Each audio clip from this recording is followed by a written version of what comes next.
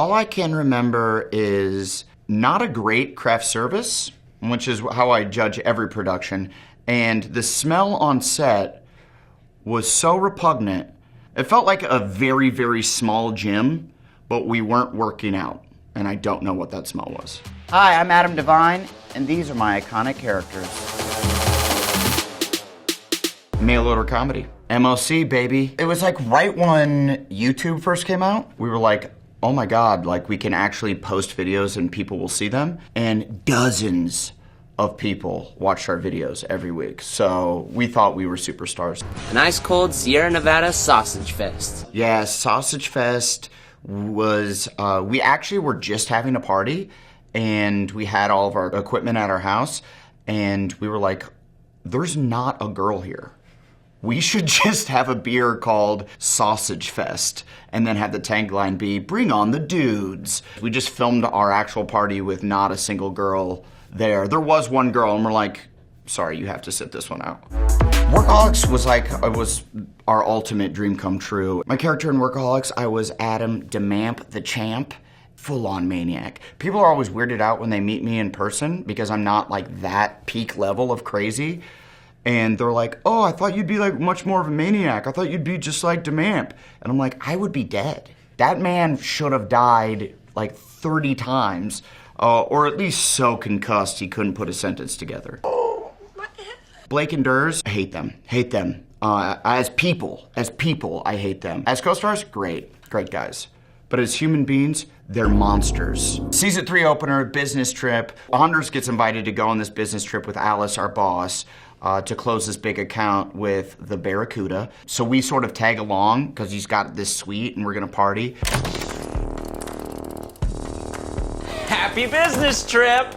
How'd we beat you here, man? We got fireworks, pretty cool, right? Guys, this is a no. We sort of get found out that we're there and Alice comes and she's like, we gotta shut this down, but then the Barracuda's there as well and she's like, wait, you guys are doing drugs? I wanna do it, I'm here to party. And so then we all take acid and then it just fully spirals out of control. Kyle Newacek, who ended up being our director for basically everything we've ever done, that's where he really ran with all the visual stuff and we kind of let him do what he does. So like any time that we zone out and go into like their little drug world, that's sort of where he kind of stylistically made it pretty awesome and incredible. Thank God we had him. The show could have really sucked. Pitch Perfect was, I'm so glad I did that movie because I was on the fence because it was right after I did Workaholics. Luckily the script was super funny. I asked Blake and Durs, I'm like, what do you guys think of the script? It's me, a cappella singing, and Durs read it and was like, it's really funny. I think you'll crush it in this role. And then Blake was like, yeah, I also think it's good. And then came in my office like late at night as we were working and was like, don't do this movie. You're gonna bury us. No one will like Workaholics if you're in a singing movie. And you're an idiot, Blake! Because that movie came out and it was so funny and people really liked it, and so I'm really glad I did it.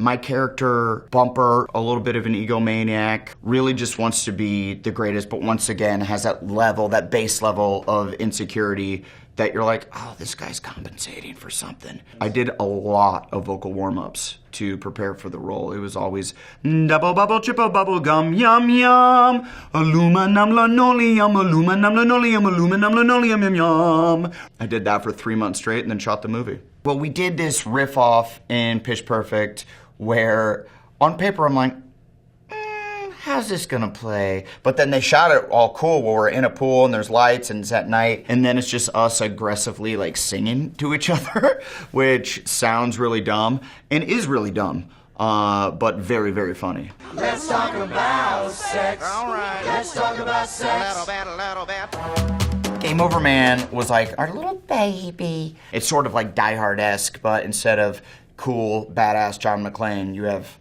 3 idiots. I play Alex with 3 X's, and was that 4? He's like that friend that you have, that you love him to death, but you can't invite him over for a chill night. Only the big events does Alex with 3 X's get invited. You gotta keep him clear because he's like, we should chug this.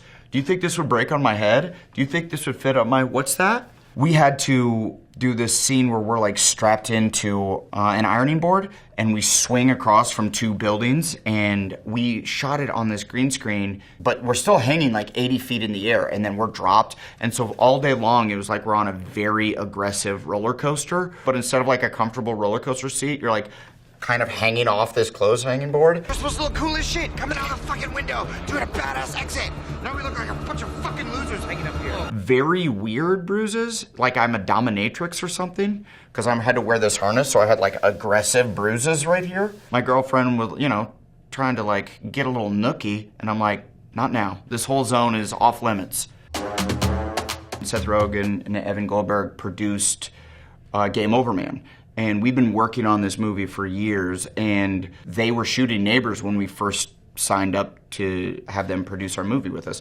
And they were like, come on down, we'll figure something out for you. And they had us invent beer pong. I hope in 100 years, that's just history.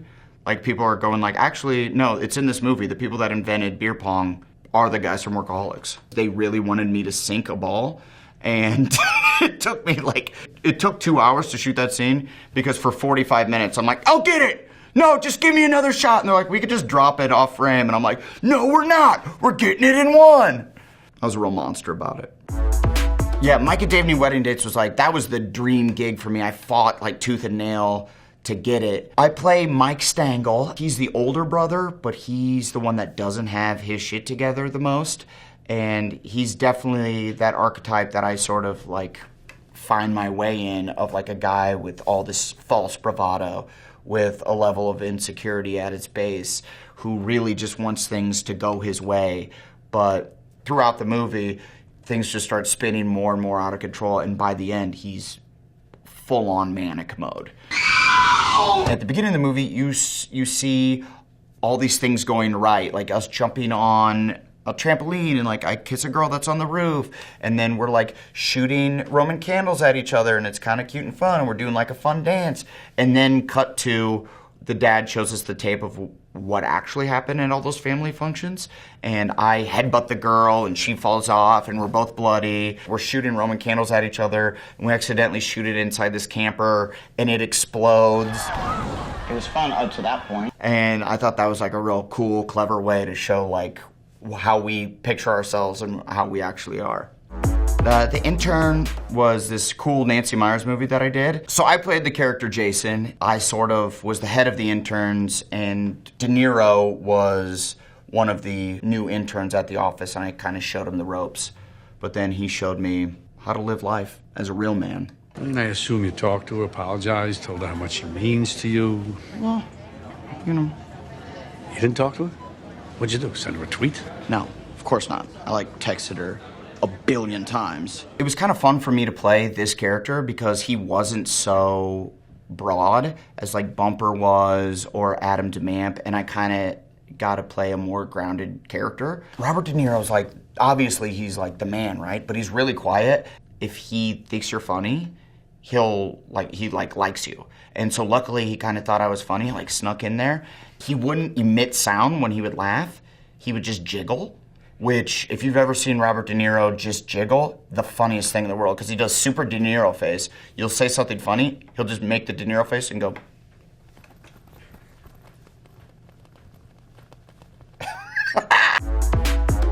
Ratko, the dictator's son, I think they paid us like $11. It's not one of my proudest moments, but I'll wear it with a badge of honor. I think I was like generic party boy, number 4. And that's basically what I've been playing the rest of my career. From what I can remember of that film, Fiesta! it doesn't hold up. I'll say that.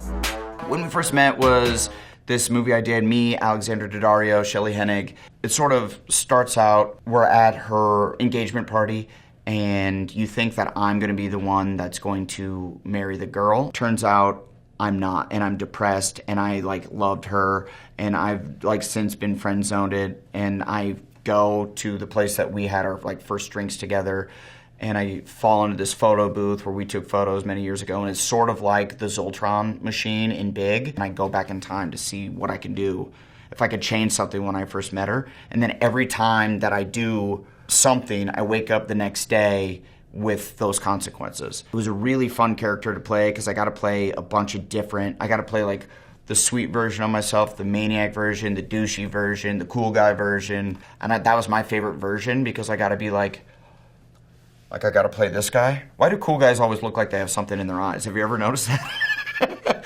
Like they could be totally normal and then they're like, hey, what's up? Let's go to this party. And then cool guy does like, pfft. What's up? I feel like my role as chief party officer for Captain Morgan is maybe the role I've been destined to play. Oh, so much more than that. Every one of my roles have been a stepping stone to be here because they've all been fun guy party animals, but now I know how to handle myself. And if you party with the captain, you got to be able to handle yourself because that guy knows what's up. So we went and surprised this dude, Tyler, on his 30th birthday party and just sort of showed up at his house and just sort of partied with this guy and his friends. And like, I didn't know how it was gonna go because it's a surprise party and it just blew his mind and we had like a pretty great time. Every role is like a little different and you want to make it unique for that character, but then I feel like people also want to see the thing that makes you special as well come through that character. So I always try to bring some uniqueness, keep it grounded in some level that every person can go like, I know that guy.